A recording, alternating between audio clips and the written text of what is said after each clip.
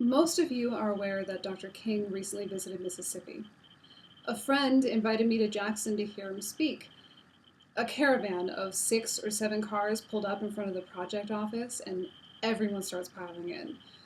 It reminded me of musical chairs, and I was never really good at that game.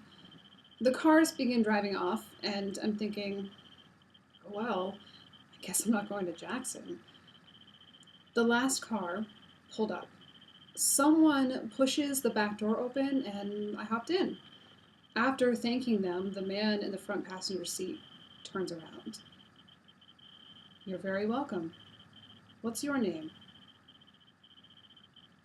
For a second or two, I couldn't remember.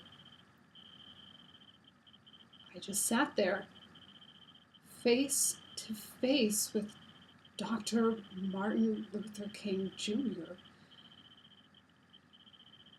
After I managed to introduce myself, Dr. King asked what I was doing in the project. "Nothing. I just work with kids."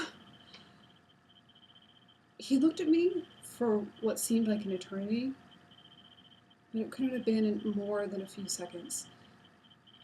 And if I live to be 100, I will never forget his response. "Young lady, don't you ever say you just work with kids. Our children are the future, and you are forming it." All I could do was nod and try not to burst into tears.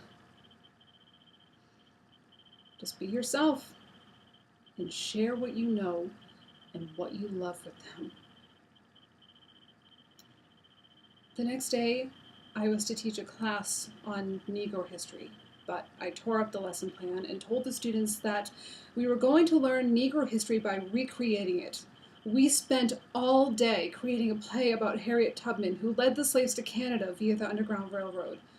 We discussed resisting oppression and how freedom involves risk, requires personal courage and teamwork. The play was a huge success, and the next day they wanted to do it all over again.